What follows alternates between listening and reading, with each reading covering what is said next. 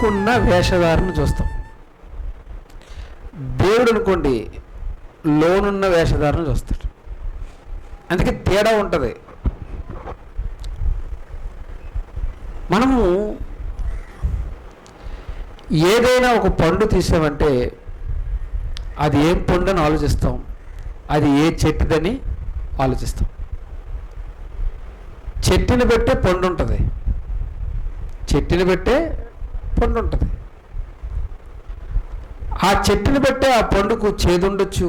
కాకర చెట్టు అనుకోండి, కాకరకాయ ఎలాగుంటుంది, చేదుగా ఉంటుంది.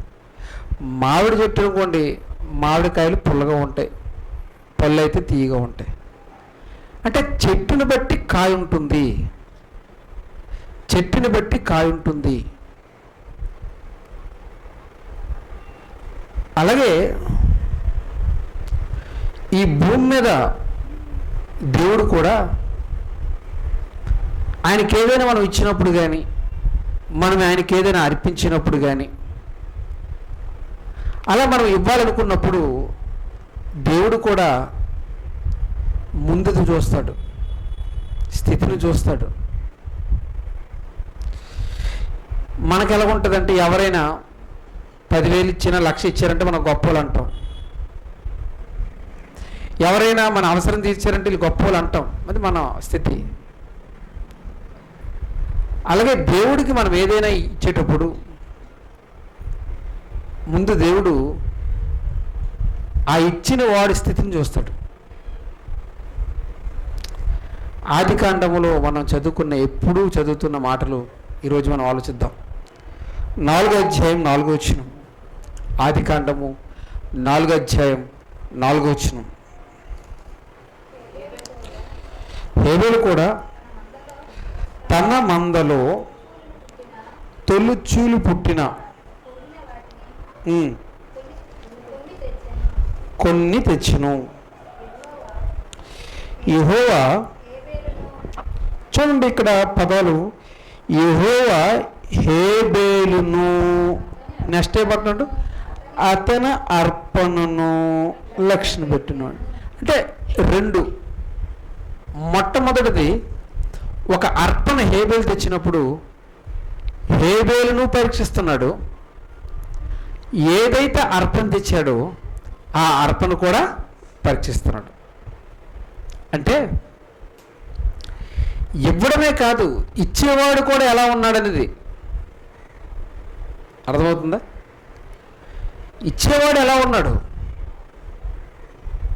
మనం దేవునికి ఎన్నో కానుకలు, ఎన్నో అర్పణలు ఎన్నో మనం ఇస్తుంటాం. దేవుని కొరకు ధర్మకార్యమని, దేవుని కొరకు ఏదో రకరకాలుగా చేసేవారు సమాజంలో చాలా ఎక్కువ మంది ఉన్నాం. అయితే దేవుడు ఏమంటున్నాడంటే, అర్పణ ఇచ్చినప్పుడు, లేకపోతే బలిచ్చినప్పుడు, లేకపోతే మరొకటి ఏదైనా ఇచ్చినప్పుడు దేవుడు ముందు ఆ ఇచ్చే వ్యక్తిని చూస్తానంటున్నాడు. హేబేలును అతని అర్పణను. ఫస్ట్ హేబేలును లక్ష్య పెడుతున్నాడు, తర్వాత అతని అర్పణ లక్ష్య పెడుతున్నాడు. అంటే ఇచ్చే వ్యక్తికి కూడా చూస్తున్నాడు. కింద మాట ఒకటి ఉంటుంది చూడండి, కయ్యేను గురించి.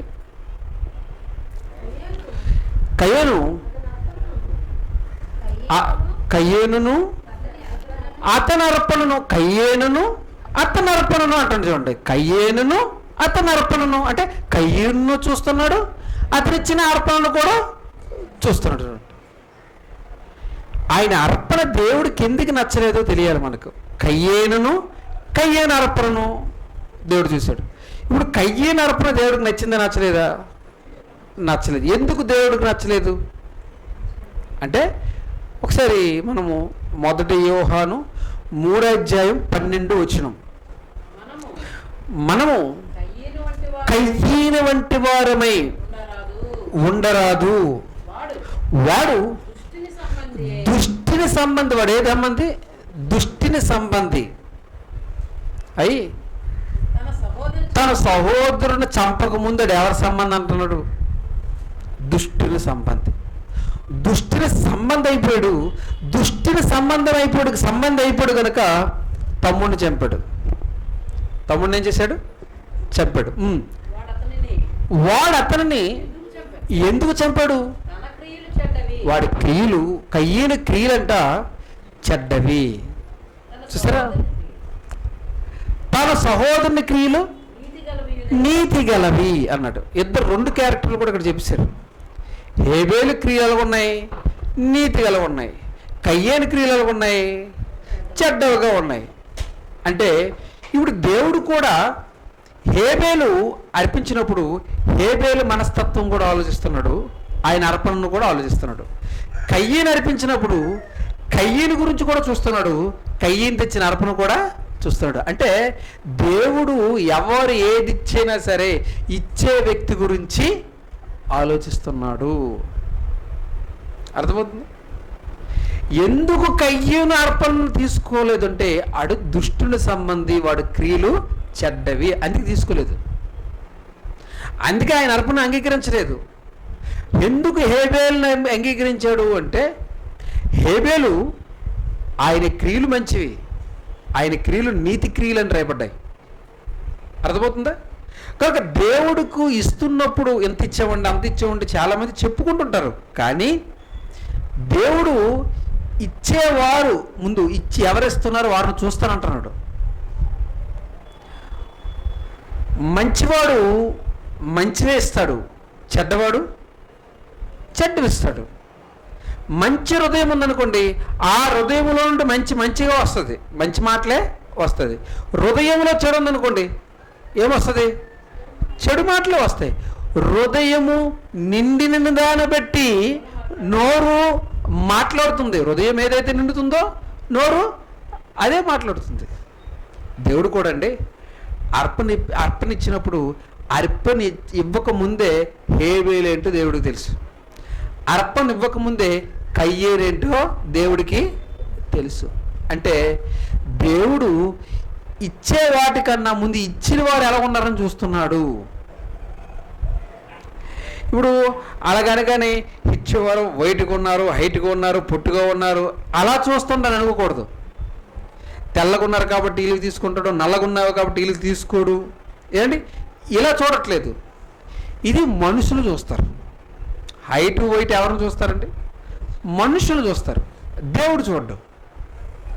దేవుడు ఏం చూస్తాడు? మనం సమూయేలు గ్రంథము 16వ అధ్యాయం, సమూయేలు గ్రంథం, మొదటి సమూయేలు గ్రంథం 16వ అధ్యాయం, మొదటి సమూయేలు గ్రంథము 16వ అధ్యాయము 7వ వచనం చదువుతాం చూడండి. 7వ వచనం. అయితే యెహోవా సమూయేలుతో ఇలాగ సెలవిచ్చెను, అతని రూపమును అతని ఎత్తును అస్సలు వద్దంటున్నాడు. ఏమంటున్నాడు అండి? మనిషి ఎత్తును మనిషి రూపమును ఏం చేయకూడదు, చూడొద్దు అంటున్నాడు, లక్ష్య పెట్టద్దు. ఎందుకంటే మనుషులు లక్ష్య పెట్టిన వాటిని అస్సలు లక్ష్య పెట్టాడు అంటాడు. మనుషులు ఏం లక్ష్య పెడతారండి? ఆడు ఎంత హైట్ ఉన్నాడా, ఎంత వైట్ ఉన్నాడా, ఎంత తెల్లగా ఉన్నాడా, ఆడు 6 ప్యాకా, ఎంత పొడవున్నాడు, ఆడు ఎలా ఉన్నాడు, వాడి ముఖం ఎలా ఉంది, ఆ ముఖం బట్టి మనం ఆలోచిస్తుంటాం. వాడి ముఖం బట్టి మనము ఆలోచిస్తుంటాం. వాడి హైట్ వైట్ గురించి మనం మాట్లాడుకుంటుంటాం. దేవుడు ఏమంటాడు తెలుసా? మనుషులు లక్ష్య పెట్టిన వాటిని అస్సలు నేను లక్ష్య పెట్టను అంటున్నాడు. నేను అతను తోసివేస్తున్నాను. మనుషులు అందరూ కూడా ఏ రూపం అండి? పై రూపము, బయటకు కనిపించే రూపం. మనుషులు ఎక్కడికి వెళ్తారు?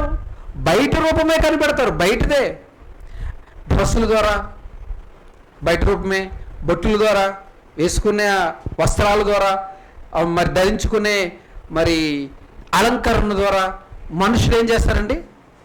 ఈరోజు పై రూపం చూపించే కదండి మనుషులందరూ మోసం చేసేస్తున్నారు. అంతేనా? పై రూపం చూసే మనుషులందరూ ఏమైపోతున్నారు? మోసపోతున్నారు. వేషధారణ బట్టి మోసం చేసేస్తున్నారు. కానీ మనుషులు లక్ష్య పెట్టింది యెహోవా లక్ష్య పెట్టాడు. ఎందుకంటే మనిషే, దేవుడు దేవుడే. మనిషి దగ్గర ఉన్నట్టుగా మనం దేవుడి దగ్గర ఉండలేమండి. ఎందుకంటే ఆయన బయట లక్షణం కనిపెట్టాడు. ఈరోజు మీ ముందు నేను వాక్యం చెప్పొచ్చు, కానీ నా హృదయం ఎలాగుందో ఆయనకు బాగా తెలుసు. మీరు నా ముందు వాక్యం మీరనొచ్చు, కానీ మీ హృదయం ఇప్పుడు ఏం ఆలోచిస్తుందో ఆయనకు బాగా తెలుసు. అదే కదా రాయబడ్డది కింద ఏమని? మనుషులు పై రూపమును లక్ష్య పెట్టుదురు గాని యెహోవా హృదయమును లక్ష్య పెట్టును అన్నట్టు. ఎంత బాగుందండి మాట. అంటే మనిషి పైరూపు స్కానింగ్ చేస్తే దేవుడు దేని స్కానింగ్ చేస్తున్నాడు? హృదయాన్ని. మరో మాట చూద్దాం. మొదటి రాజుల గ్రంథం 8వ అధ్యాయం 39వ వచనం. మొదటి రాజుల గ్రంథము 8వ అధ్యాయము 39వ వచనం చూడండి. ప్రతి మనిషి యొక్క హృదయమును వెరుగుదు అంటున్నాడు. అంటే ప్రతి మనిషికి ఏముందని? హృదయం ఉంది. ఆ హృదయములో ఏముందని అవన్నీ కూడా దేవుడికి తెలుసు. అందుకే బయట రూపమును బట్టి దేవుణ్ణి ఎవ్వరూ మోసము చేయలేరు. ఎందుకంటే దేవుడు నీ అంతరంద్రియమును, నీ హృదయమును, నీ మనసులో ఏముందో ఆయనకి తెలుసు. కనుక ఎవ్వరు కూడా ఆయన్ని మోసం చేయలేమండి. ఎందుకంటే ఆయన ముఖాలు చూసేవాడు కాదు.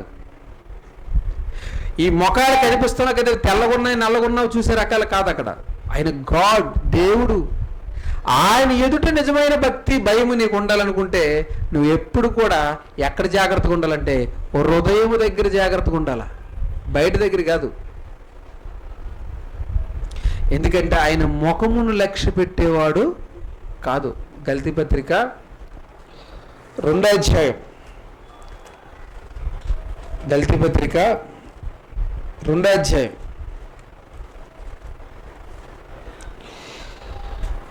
6వ వచనం చదువు చూడండి. 6వ వచనం. దేవుడు నరుని వేషము చూడడు. అక్కడ చిన్న సంఖ్య 1 ఉంది. ఆ కింద చదవండి ఏముంది?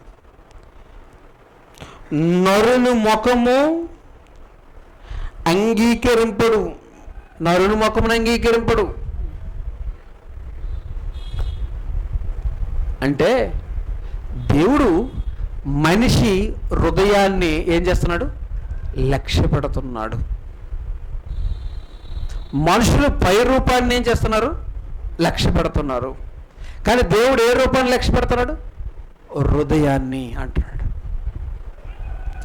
అందుకే దేవుని పిల్లరా, ఎప్పుడు కూడా దేవుడు మొట్టమొదటిగా మనం ఆలోచిస్తుంటే హేబేలును మొదట పరీక్షించాడు, తర్వాత తన అర్పణను కూడా పరీక్షించాడు. కయ్యని పరీక్షించాడు, తర్వాత కయ్యనిచ్చిన అర్పణ కూడా పరీక్షించాడు.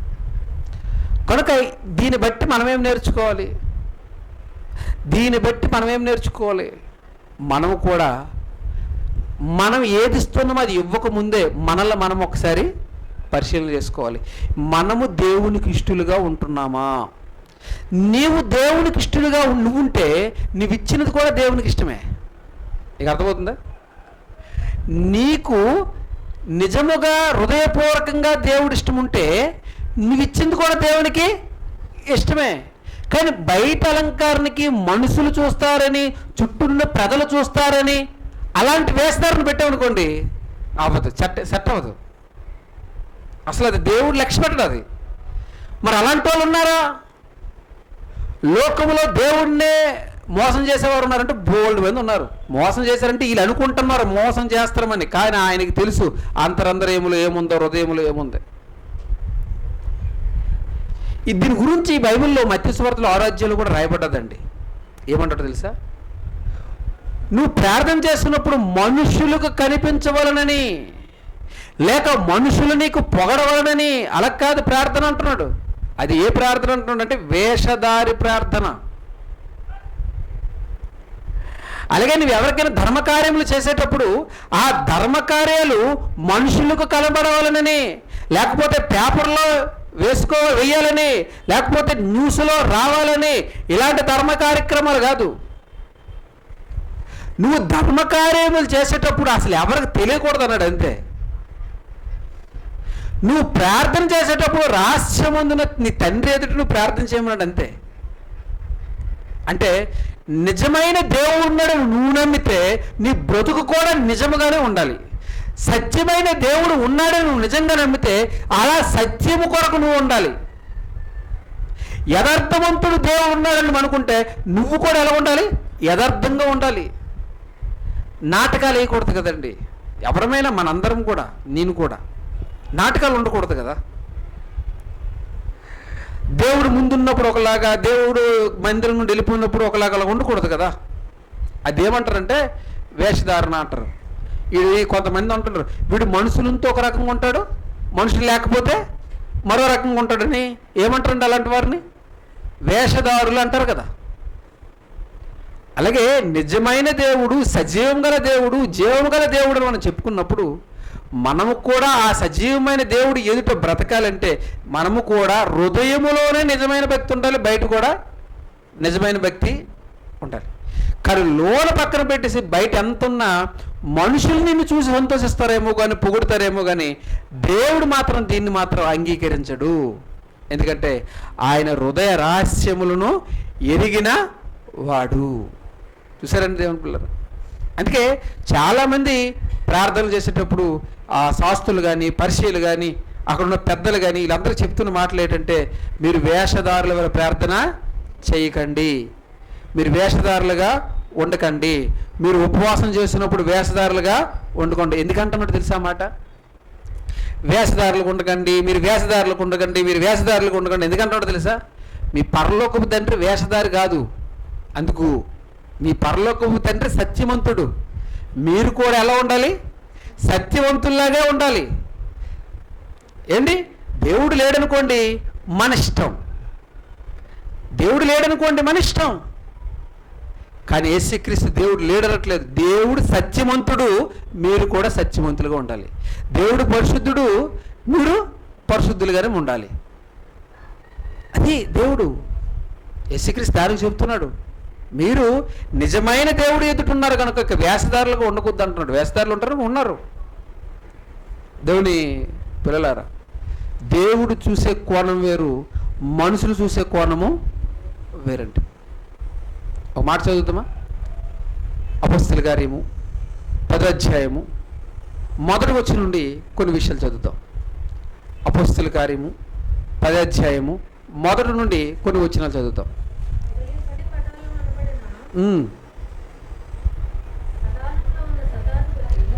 పటాలమున్న శతాధిపతి కొర్నేలియను భక్తిపరుడు ఒకడు ఎక్కడున్నాడండి? కైసరియలో ఉన్నాడు. అదేనా? బాగా చదవండి. ఇప్పుడు అతడు ఎలా ఉన్నాడంటే తన ఇంటి వారందరితో కూడా దేవుడి పట్ల భయము భక్తి గలవాడై ఉండి ప్రజల కంట బహు ధర్మం చేయొచ్చు, ఎల్లప్పుడూ దేవునికి ప్రార్థన చేయవాడు అంటాడు. చూడండి, ఒక అధిపతి ఉన్నాడు. ఈ అధిపతి, ఈ సైన్యాధిపతి కొర్నేలు అనే వ్యక్తి దేవుడి పట్ల భయభక్తులు కలిగి ఉన్నాడు. రెండోది ఏంటంటే ఆయన ఇంటి వారితో భయభక్తులు ఉండి ఏ కార్యక్రమాలు చేస్తున్నాడు చెప్పండి? ధర్మ కార్యక్రమాలు చేస్తున్నాడు. ఈ ధర్మ కార్యక్రమాలు, ఈయన ప్రార్థనలు నిజంగా ఎక్కడికి వెళ్ళావో కింద వచ్చిన చెప్తుంది చూడండి. అందుకు దూత ఏమంటుంది చూడండి. దూత దూసింది, డైరెక్టర్గా దూత వచ్చింది ఇంటికి. దూత వైపు తేరు చూసి భయపడి ప్రభువా ఏమని అడిగాను. అందుకు దూత నీ ప్రార్థనలను నీ ధర్మ కార్యములను దేవుని సన్నిధికి జ్ఞాపకార్థముగా చేరినవి అంటారు. చూడండి, ఎక్కడ చేస్తే ఎక్కడికి వెళ్ళాయి, ఎక్కడ చేస్తే ఎక్కడికి వెళ్ళాయి. ఈ శతాధిపతి అయిన కొర్నేలి అనే భక్తుడు భూమి మీద దేవుడి పట్ల భక్తి, అంటే ఎవరి ఎదుట భక్తిగా ఉన్నాడంటే దేవుని ఎదుట భక్తిగా ఉన్నాడు.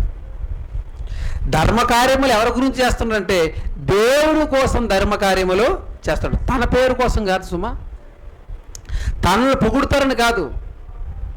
ఎప్పుడైతే యథార్థంగా నిష్కలంకమై ఉండి నిజమైన దేవుని ఎదుట భక్తిపరుడుగా ఉన్నాడో ఆ భక్తి నిజమైంది కనుక ఆ భక్తి ఎక్కడికి వెళ్ళిపోయింది అంటున్నాడు? దేవుని యొద్దకు వెళ్ళింది. ఆ ధర్మకార్యములు ఎక్కడికి వెళ్ళే ఉంటున్నాడు? దేవుని యొద్దకు వెళ్ళే, అంటే నిజముగా మనుషులు చూస్తున్నారని కాకుండా నిజముగా ఈ కార్యం దేవుడే చూస్తున్నాడని నువ్వు చేయగలిగితే ఆ కార్యం ఎక్కడికి వెళ్తుంది? దేవుని దగ్గరికి వెళ్తుంది. అదే మనుషులు పొగడాలని, మనుషులు నన్ను మెచ్చుకోవాలని ఒకవేళ ఆలోచిస్తే అది ఎక్కడ ఉంటుంది? మనుషుల్లో ఉంటుంది. ఇప్పుడు మనుషుల్లో ఉండాలా, దేవుని దగ్గరికి వెళ్ళాలా? దేవుని దగ్గరికి వెళ్ళాలి. కానీ మనిషికి అది నచ్చదు కదా. ఏదైనా సహాయం చేసినా, ఏదైనా చేసినా అది ఎక్కడ ఉండాలి? ప్రజల్లో ఉండాలి. ఆ ప్రజలందరూ నన్ను ఏం చేయాలి? పొగడాలి. అది ఏంటండి? ప్రజలందరినీ పొగుడిన పావల వస్తుందా? రాదు. అదే దేవుని దగ్గరికి వెళ్తే ఎంతో ఆనందం అండి. దేవదూత వచ్చేసింది అక్కడికి. దేవదూత వచ్చింది, ఏమంటుందంటే, బాబు నువ్వు చేసిన ప్రార్థనలు, నువ్వు చేసిన ధర్మకార్యాలు ఎక్కడికి వచ్చేసాయి? దేవుని సన్నిధికి వచ్చేసాయి. అందుకే దేవుడు నన్ను పంపాడు యేసుక్రీస్తు గురించి నేను చెప్పడానికి. ఇదిగో పేతురు మీ ఇంటికి వస్తున్నాడు, ఎక్కడ పని మనుషులు పంపించు అంటాడు. అంటే ఇక్కడ ఏమర్థమవుతుంది దేవుని పిల్లరా? మనుషులు చూస్తున్నారు అని అనుకుంటే అది మనుషుల దగ్గర ఉండిపోద్ది. కానీ దేవుడు చూస్తున్నాడని ప్రతి కార్యక్రమం చేయాలి దేవుని పిల్ల. కొంతమంది పేదవారు ఉంటారండి, పేదవారు ఉంటారు, కొద్ది డబ్బులతో బతుకుతుంటారు. అలాంటి వారి దగ్గర ఎందుకు మనం డబ్బులు తీసుకోవాలి అని చాలామంది దగ్గర డబ్బులు తీసుకోను. వాళ్ళ దగ్గరే లేదు, ఇంక మనకేమిస్తారని. అయినప్పటికీ అంతెందుకు, రాజేశ్వరమ్మ నాకు వద్దమ్మా, నాకు వద్దు అని ఇది 50 అందిస్తే, నాకు వద్దు, నాకు ఉన్నాయి, దేవుడు నాకు ఇచ్చాడు, నాకు వద్దమ్మంటే ఆ అమ్మ ఏమంటుంది తెలుసండి? నేను నీకు ఇవ్వట్లేదు బాబు అంటుంది మొదటి మాట. మరి ఎవరికి ఇస్తుంది? దేవుడికి ఇస్తున్నాను, నిన్ను చూడట్లేదు. నేను ఎవరికి ఇస్తున్నాను? దేవుడికి ఇస్తున్నాను అన్నప్పుడు ఈ అమ్మాయి కదా చాలామంది అన్నారు కూడా పదం. అలాగన్నప్పుడు అంటే వారి భావం ఎలాగుంది? మనిషిని చూడట్లేదు. ఏదో ఈ అమ్మ అందిస్తుంది కదా, నేను పొగుడుతానని ఆ అమ్మ నాకు ఇవ్వట్లేదు. మరి ఎందుకు ఇస్తుంది అంటే, ఈ నాకు ఉన్న దాంట్లో నా దగ్గర 50 రూపాయలు ఉంది, నా దగ్గర 10 రూపాయలు ఉంది, ఇది నా దేవునికి ఇస్తున్నాను అంటే వ్యక్తిని చూడట్లేదు, వ్యక్తిని చూడట్లేదు. మరి ఎవరిని చూస్తుంది? ఇదిగో దేవుణ్ణి చూస్తుంది. అంటే శిష్యులకి గ్లాసుడు చల్లీలు ఇస్తుంటే అది ఎవరికి ఇచ్చినట్టు అంటున్నాడు చూసారా? ఆయన కొరకు పని ఎవరైతే చేస్తున్నారో వారికి మనం ఏది ఇచ్చినది ఎవరికి ఇచ్చినట్టు అంటున్నాడు? దేవుడికి ఇచ్చినట్టు. అంటే కొందరు అలా ఆలోచిస్తారు, కొందరు అలా ఆలోచిస్తారు, ఆయన కాకపోతే పాస్టర్ గారు వాళ్ళు పోడాలి, చర్చిలో నిలబెట్టాలి, ఇలాంటివి కూడా ఉంటాయి. పదే పదే మా మాట రావాలి అని ఇచ్చిన వాళ్ళు కూడా ఉంటారు. అలా ఇచ్చారు, అవన్నీ పక్కన పెడితే.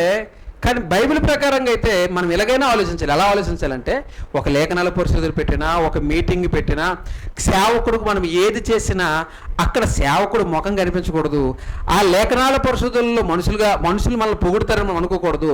లేదా మీటింగులో మనుషులు మనల్ని పొగుడతారని ఆలోచన మనకి 0.0 కూడా ఉండకూడదు.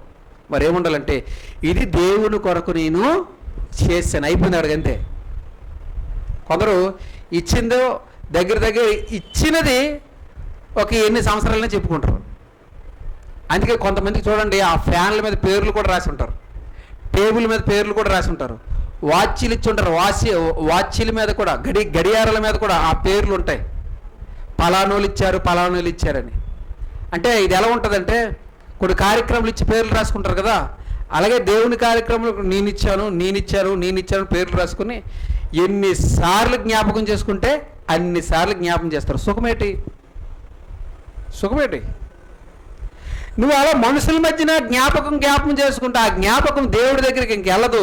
బైబిల్ ప్రకారంగా అయితే మనుషుల జ్ఞాపకం చేసుకుంటే అది దేవుడి జ్ఞాపకం చేసుకోడు, దేవుడి జ్ఞాపకం చేసుకుంటే మనుషుల జ్ఞాపకం చేసుకోరు.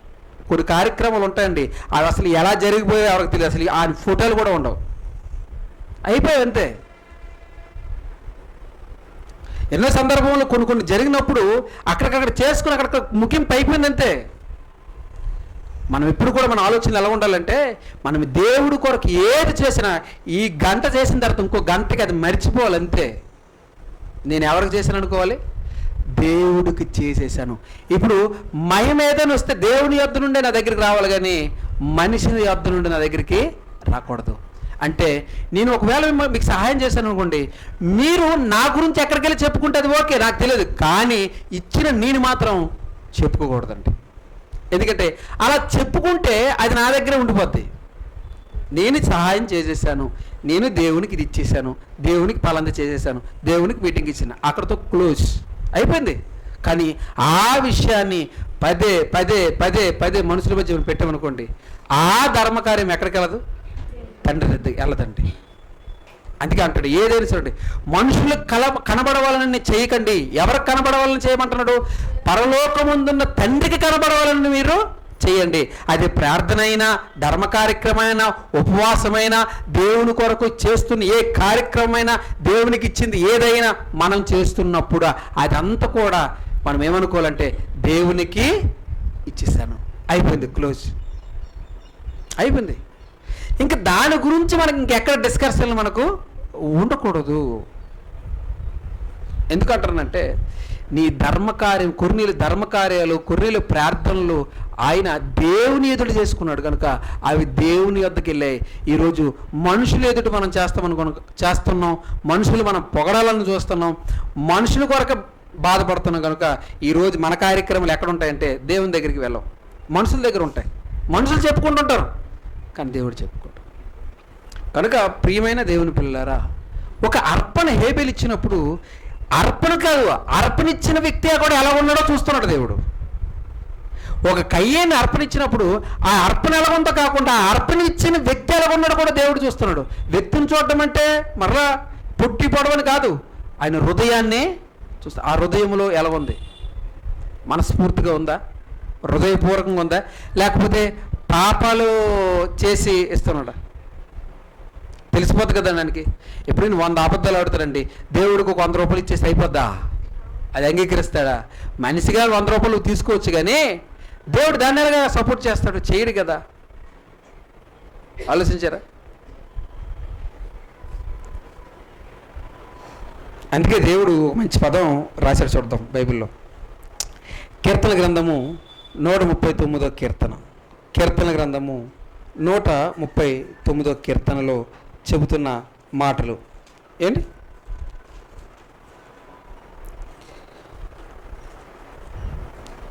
కీర్తన గ్రంథము 139వ కీర్తన 2వ వచనం చూద్దాం. చూడండి, 2వ వచనంలో 2వ మాట,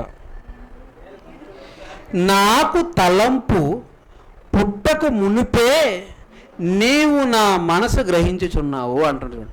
అంటే నాకు తలంపు పుట్టక ముందు దేవుడు నా మనసులో ఏముంది కూడా గ్రహిస్తున్నాడు.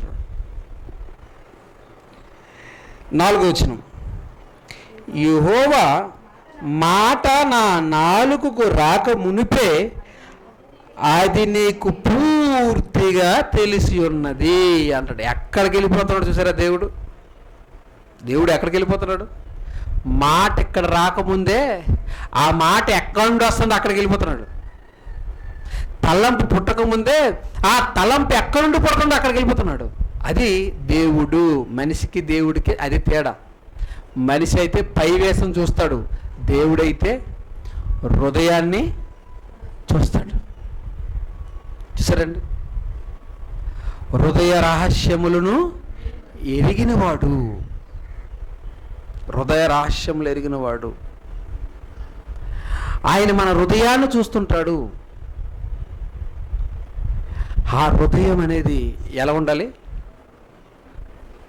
హృదయ శుద్ధి గలవారు ధన్యులు, వారు దేవుణ్ణి చూచుదురు. ఎవరిని చూస్తారంటండి?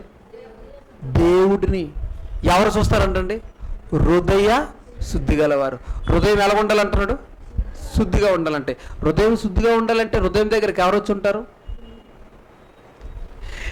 తలుపు నొద్ద నుండి తట్టుచున్నాను. ఏ తలుపు అది?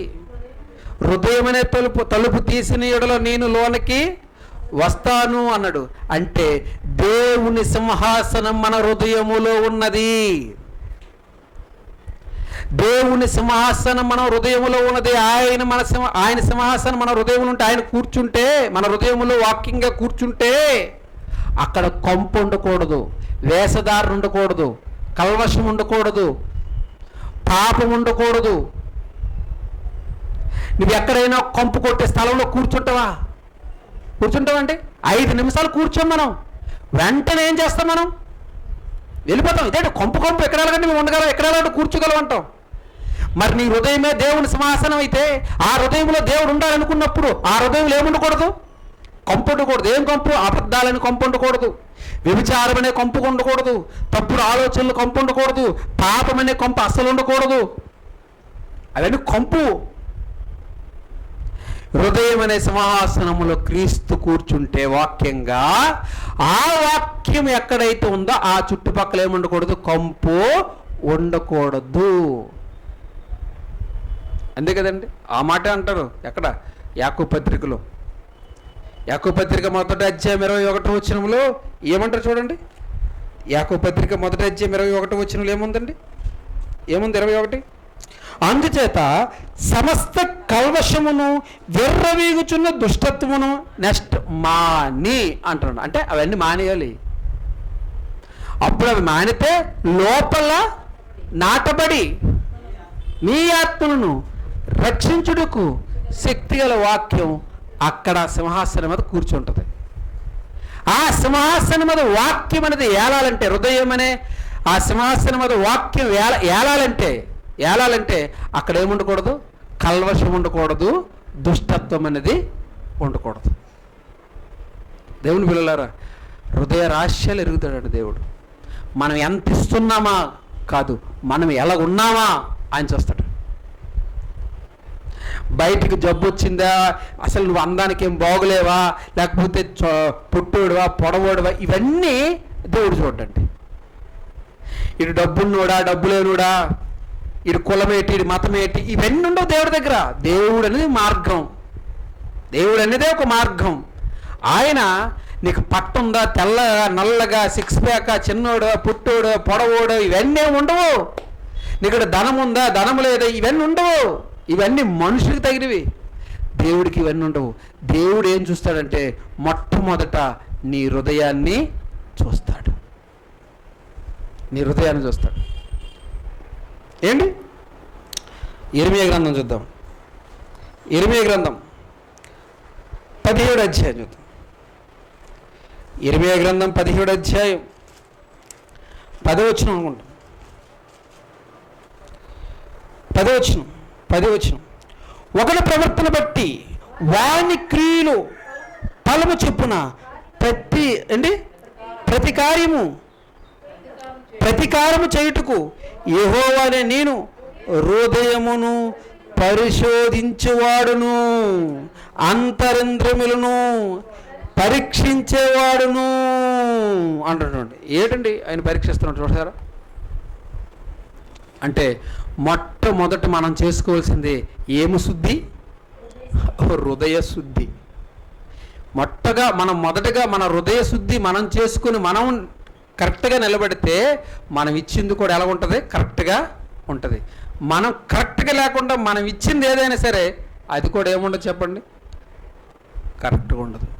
కనుక దేవుని పిల్లలారా, హేబేలు అర్పణిచ్చినప్పుడు, కయ్యేను అర్పణిచ్చినప్పుడు అక్కడ ఉన్న పదాలు మనం ఆలోచిస్తే, హేబేలును ఆయన అర్పణను, కయ్యేనును ఆయన అర్పణను అంటే కయ్యేనును చూస్తున్నాడు, ఆయన ఇచ్చిన అర్పణను చూస్తున్నాడు, హేబేలును చూస్తున్నాడు, హేబేలు ఇచ్చిన అర్పణను కూడా చూస్తున్నాడు. అంటే దీన్ని బట్టి మనకేమర్థమవుతుందంటే, మనం ఏది ఇచ్చినా ముందు ఆయన మనల్ని చూస్తున్నాడు, తర్వాత మన అర్పణను చూస్తున్నాడు. ఒకవేళ మనం మంచోళమైతే మన అర్పణ కూడా ఆటోమేటిక్గా ఏమవుతుంది? మంచిదే. మనమే చెడ్డోళమైతే మన అర్పణ ఏమైపోతుంది? ఆటోమేటిక్గా చెడ్డది. మన అర్పణ చెడ్డదైతే ఈ లోకంలో ఉంటుంది, మన అర్పణ మంచిది. మనము మంచోళం, మన అర్పణ మంచిదైతే అది ఎక్కడికి వెళ్తుంది? దేవుని సింహాసనం దగ్గరికి వెళ్తుంది.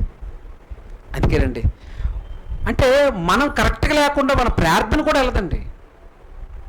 నేను తప్పుల మీద తప్పులు చేసి ఇక్కడికి వచ్చి ప్రార్థన చేశాను అనుకోండి, ఆ ప్రార్థన తండ్రి దగ్గరికి వెళ్ళదు. ఎందుకు? పాపిరైపోయాను నేను. నా ప్రార్థన తండ్రి దగ్గరికి వెళ్ళాలంటే ముందు నా హృదయం నుండి ఏం తీసేసుకోవాలి? పాపం తీసేసుకోవాలి. నేను ప్రాయశ్చిత్తపడాలి, తండ్రి దగ్గర క్షమాపణ అడగాలి. ఆ క్షమాపణ అడిగి ఆ వాక్యంతో హృదయం శుద్ధి చేసేయాలి. అప్పుడు ప్రార్థన చేయాలి. తండ్రి దగ్గరికి ప్రార్థన వెళ్తుంది. అర్థమవుతుందా? కీర్తన గ్రంథం 68వ అధ్యాయం చూద్దాం. కీర్తన గ్రంథము 66వ అధ్యాయము, కీర్తన గ్రంథము 66వ అధ్యాయము 18వ వచనం. నా హృదయములో నేను పాపమును లక్ష్యము చేసిన ఎడల ప్రభు నా మనవి వినకపోవును అంటున్నాడు. చూసారా? అంటే ముందేం చూస్తున్నాడు?